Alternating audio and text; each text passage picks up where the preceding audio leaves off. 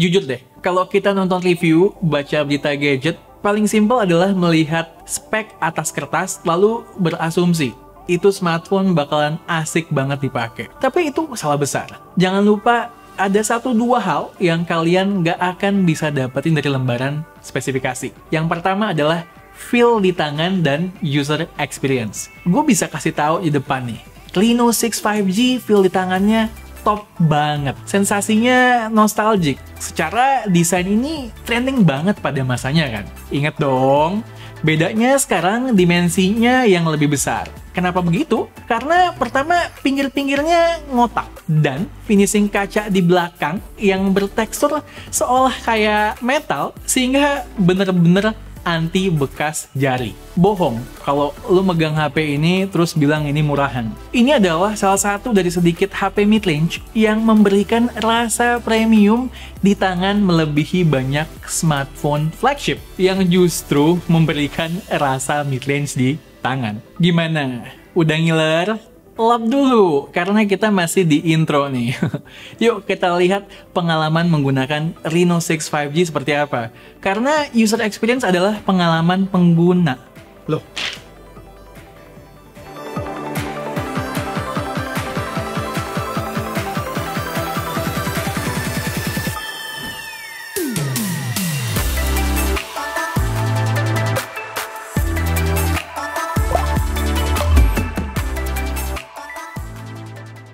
Soal desain, yang keren nggak cuman sekedar konsep ngotak tadi. Walaupun punya metal frame, beratnya yang cuman 182 gram, tipis dan punya dimensi layar 6,43 inch, bikin enak banget di tangan. Berasa compact dan penggunaan satu tangan betul-betul nyaman. Kalau dibandingin sama Reno 6 doang, yang layarnya lebih kecil 0,03 inch, justru yang 5G ini lebih kecil dimensi keseluruhannya. Karena bezel-bezel sekitar layarnya relatif lebih tipis. Bentar. Pasti pada bingung.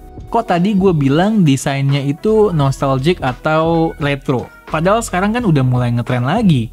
Karena ini lebih nyaman di tangan. Secara nggak tajam walaupun ngotak. Di titik temu antara bezel dan kaca belakangnya nggak langsung 90 derajat gitu. Tapi metal frame-nya kayak melandai, sehingga menciptakan kesan tongkrongan yang premium tanpa mengorbankan kenyamanan grip. Chamfered edges istilah kerennya. Frame metalnya matte, nice. Tekstur kaca belakang bisa dibilang matte juga, tapi masih bisa merefleksikan cahaya yang berpendar halus kalau kena cahaya, sehingga jauh dari kata norak. Intinya top lah, asli gue suka banget desainnya.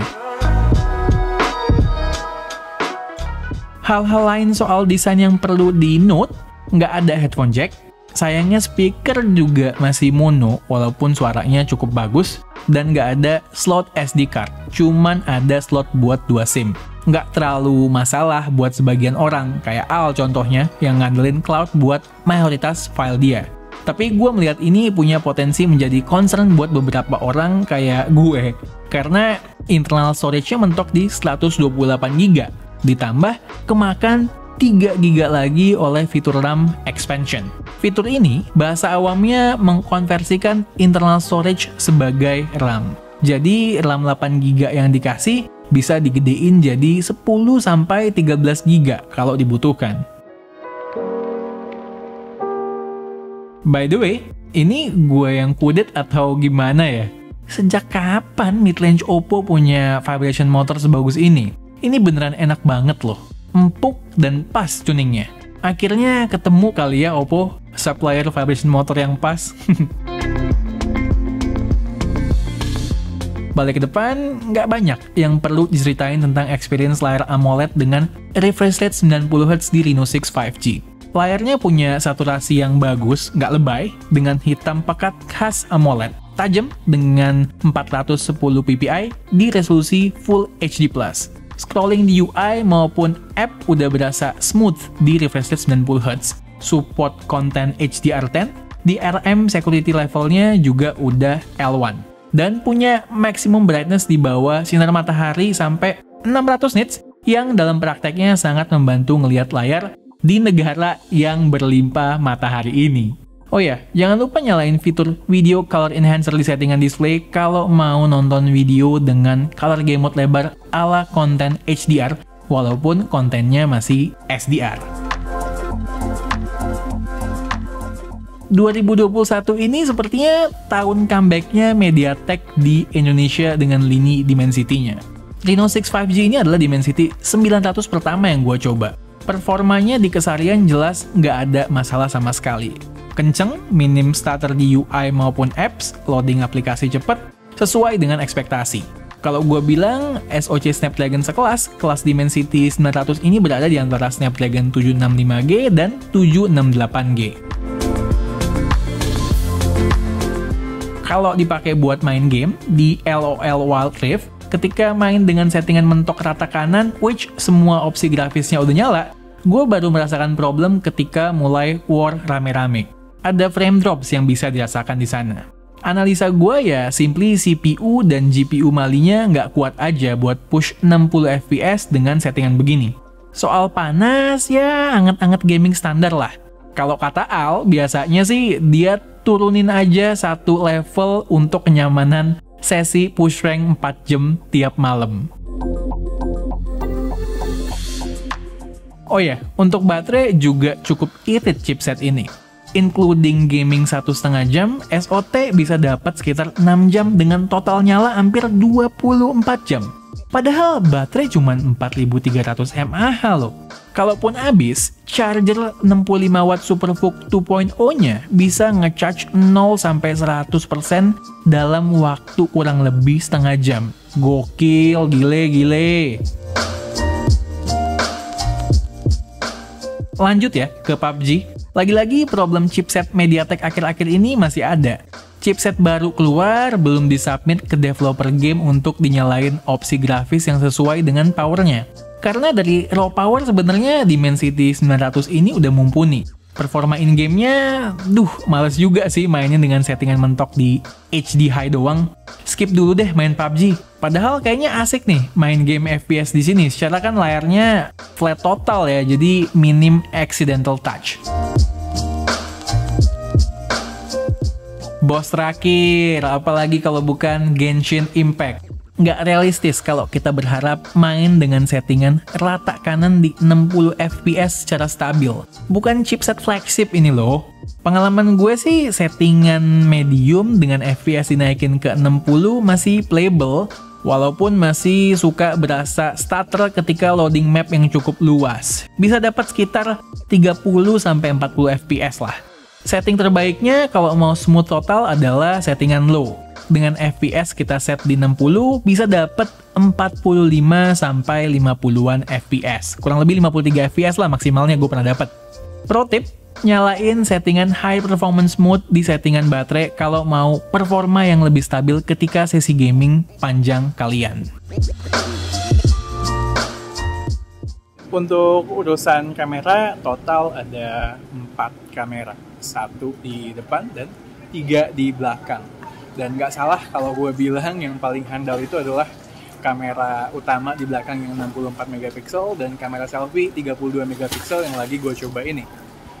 Kamera ultrawide 8 megapikselnya sih nggak jelek ya, tapi kepentok di resolusinya dan juga terlihat ada oversharpening kalau kita pixel peak. Soal perekaman video yang sangat gue sayangkan, perekaman di resolusi tertinggi alias 4K 30 fps kurang stabil. Memang dari hasil gue ngobrol sama orang Apple Indonesia, katanya bakalan ada software update. Mudah-mudahan segera. Ya untungnya ketika kita drop resolusinya ke 1080p, itu IIS-nya jalan. Tetap aja ya, gue merasa handphone di tentang harga segini harusnya ketika kita menggunakan resolusi 4K itu stabilisasi atau IIS-nya minimal harus berjalan.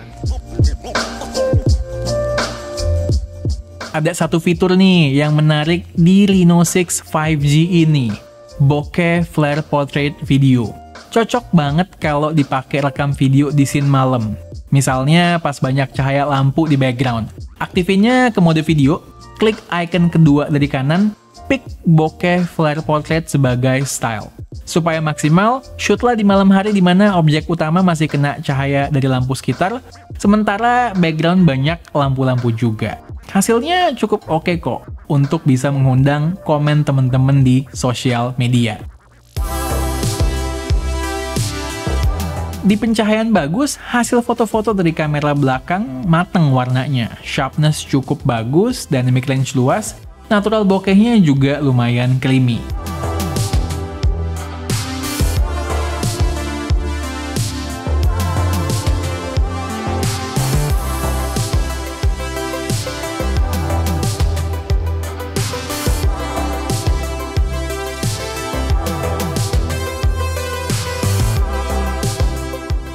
Masuk ke indoor lighting, gue merasa kalau masih ada cahaya yang cukup, stay aja di auto, nggak usah pakai night mode, udah bagus. Nyalain night mode justru sepertinya butuh di-tuning lebih jauh, karena overall kualitas fotonya nggak lebih baik, terutama ketajamannya yang dipaksain. Ditambah jadi lebih noisy, scene-nya pun berasa jadi lebih gelap. Dan nggak jarang, berasa polesan mode beauty nyala, padahal enggak.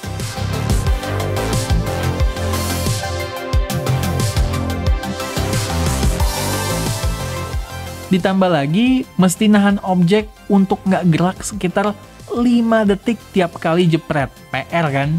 Di pencahayaan yang lebih gelap, pakai night mode ya jelas membantu, ketimbang mode auto yang super soft dan gelap. Untuk foto objek non-orang, lebih cocok menurut gue. Hasil foto dari kamera depan dalam kondisi cahaya berlimpah, gue suka banget. Tajam, detail keluar, dan dynamic range-nya itu loh. Selfie kondisi backlight, no problem as always. Di lighting indoor pun masih oke. Pastikan aja ada sumber cahaya dari sekitar yang kena ke muka kita ya. Punya desain premium dan hardware yang mumpuni percuma kalau UI-nya rame dan riweh. Penting banget hal ini buat gue dan Al.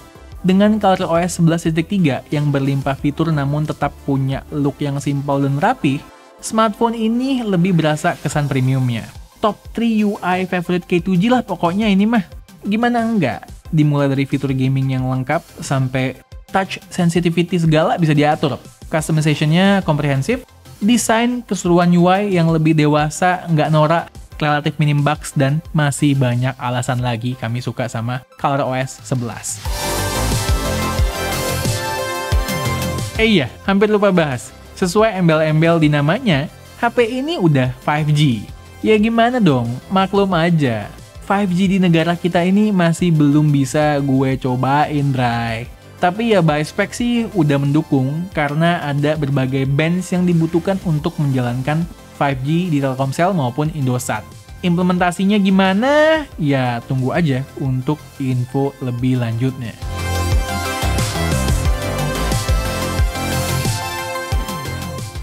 Hal utama yang bisa jadi alasan orang bisa tertarik dengan Reno 6 5G ini adalah desain kece non-premium dan fitur kamera yang seru dan unik. Walaupun begitu, masih ada hal yang gue pengen diimprove oleh Oppo, seperti night mode dan stabilisasi videonya di resolusi tertinggi. Gue juga berharap Oppo dan vendor-vendor lain yang pakai Dimensity nge-push MediaTek untuk follow up ke game developer besar untuk segera aktifin opsi grafis yang sesuai dengan performa chipsetnya. Mubazir dong kalau enggak. Terakhir, soal harga. Hampir 8 juta rupiah untuk apa yang ditawarkan nampaknya mahal ya. Ya kita lihatlah bagaimana sebulan 2 bulan ke depan apakah ada potongan harga yang bisa bikin smartphone ini lebih value deal. As always, kalau kalian suka dengan video kami, boleh klik like, share, dan subscribe. Jangan lupa nyalain icon bell di bawah supaya kalau kami posting video terbaru, kalian langsung tahu.